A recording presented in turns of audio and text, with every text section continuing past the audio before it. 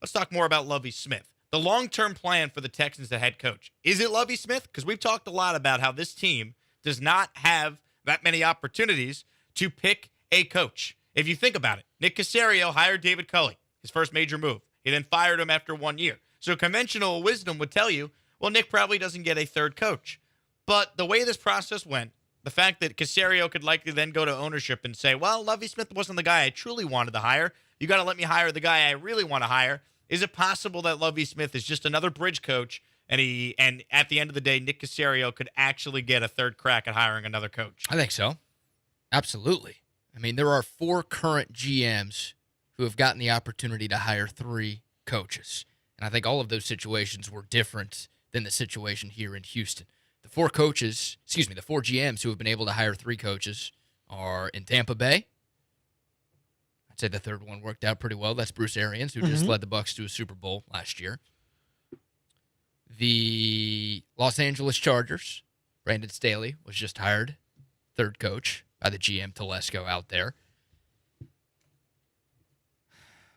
Are you forgetting the other 2 teams? I know Miami is one of them, but they're the 4th team because that just happened because they just hired their third coach in Mike McDaniel. There's 3. Do we need to talk through this out loud? Arizona. There you go. And Cliff Kingsbury was Steve Keim's third choice as head coach. So there are already 4 examples of this happening. So it wouldn't be unprecedented for Nick Caserio to get to hire a third head coach. And it appears, Cody, that Cal McNair loves him some Nick Caserio and loves him some Jack Easterby. Does that change, though, if this team continues to I don't fail? think so, because I think Caserio's excuse could be, well, I wanted Josh McCown. I didn't really want to hire Lovie Smith.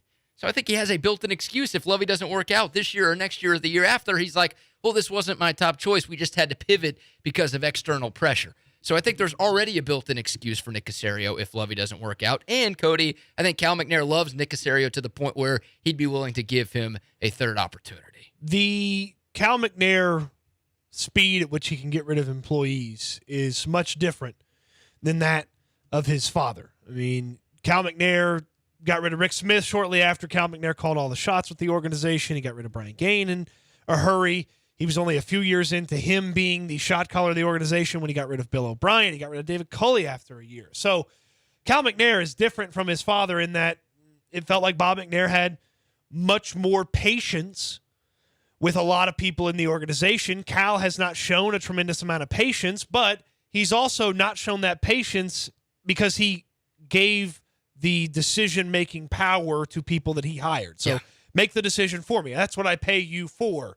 I mean, Bob McNair was a bit more involved and assisted with those decisions and ultimately let the people come to him when they wanted to make a lot of those decisions as well. So again, if Cal McNair would have to lose confidence in Nick Caserio to move on from Nick Caserio, and I don't see how that's going to happen, especially when, BK, you brought up, that's not who Nick Caserio wanted to hire. Mm-hmm. Now, if Josh McCown is just sitting at home or he's the volunteer wide receiver coach at Rusk High School for 2 years and the Texans aren't getting it done on the field and McCown still doesn't have any sort of significant experience in the coaching realms on his resume, it's going to be a hard sell for Nick Caserio to go to the well a third time and then make a third kind of like, wow, okay, I didn't see that coming higher.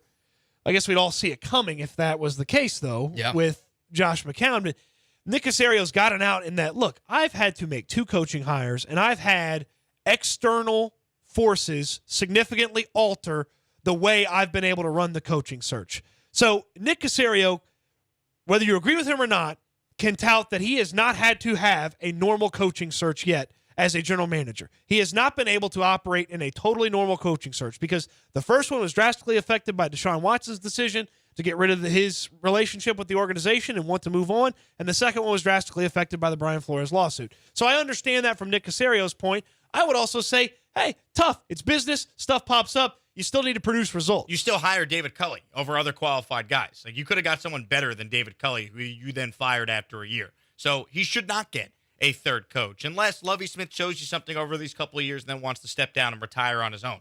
He's 63 years old. I guess it depends on how they get to the record they get to over the next couple of years, because I think Lovie Smith is here a minimum of at least 2 years. But if this team continues to be bad, if they only win 5 games next year or 6 games the year after, then I don't think Nick Caserio should get another crack at it, because that would tell me that he was a bad GM. He didn't turn the picks that they got for Deshaun Watson into anything. Like, you shouldn't be that bad in the NFL for that long. We've talked about this on the show. So you got to see some real improvement from this team over the next couple of years before you have blind faith in letting Nick pick a third coach. Well, you're asking two different questions there. Should Nick Caserio get the opportunity to hire a third coach? I'm saying no. If things go the way that you described them, no. But will he? If you're asking me, do I think Nick Caserio will get the opportunity to hire a third head coach while he's the GM of the Texans, I would say yes. I would hope Cal would realize that he has the wrong guy. If a couple of years from now they're still in this mess, the team's not any good. Like, at some point, your faith in Nick would have to be,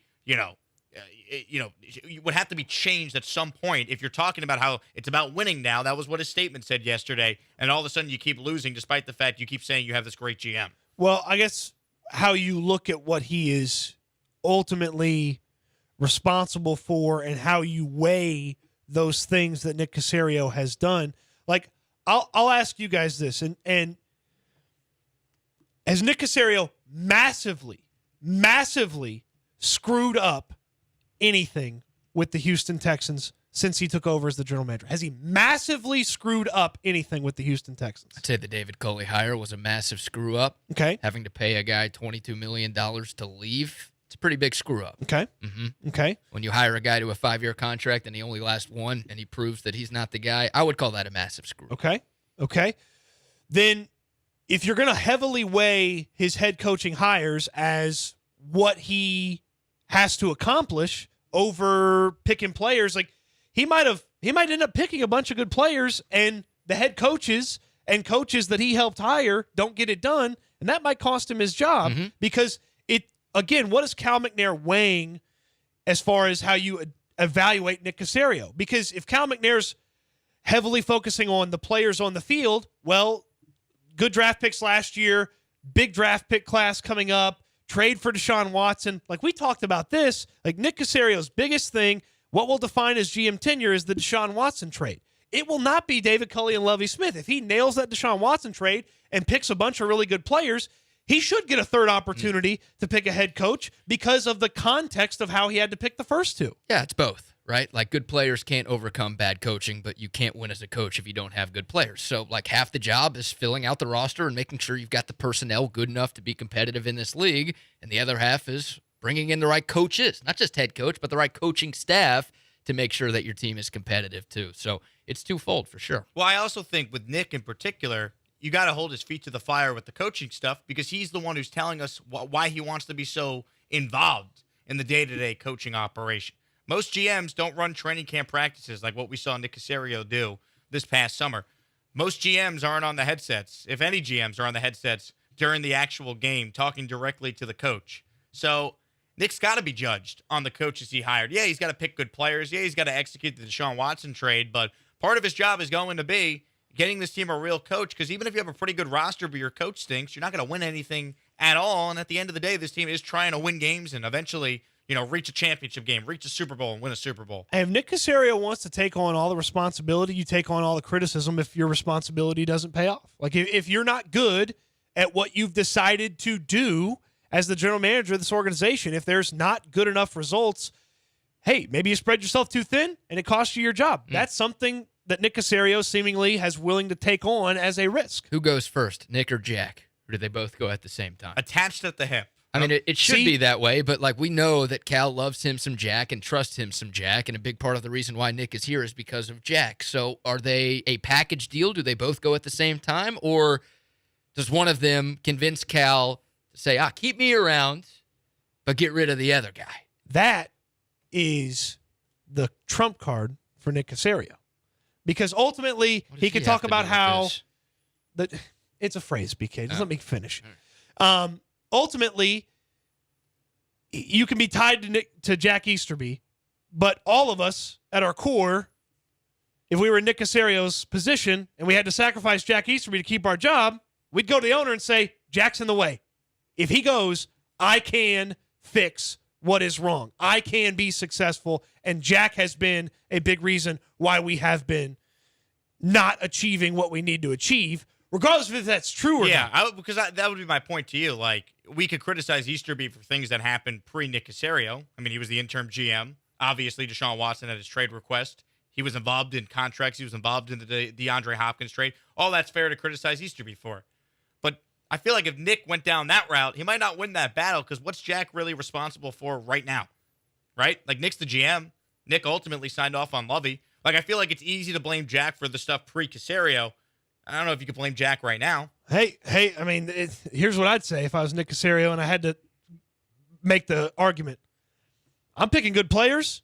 I'm picking good coaches. But the guy that's in charge of the culture is messing all this up. Like, I mean, that's his job title. He's in charge of the culture, and we can't put it all together. And he's in the way of winning.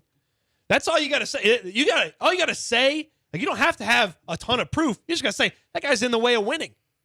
And then Cal McNair can make a decision. Yeah. Do I want to write the big check to make Jack Easterby go away, or do I want to write the big check to make Nick Caserio go away? I got a hunch that the check to make Nick Caserio go away is a little bit bigger than the one that makes Jack Easterby go away. We know Nick's got a 6-year deal. No doubt about that. 713-780. ESPN is the phone number. 713-780-ESPN. You can tweet us at Jake Asman, at Brad Kellner, at Cody_Stoots.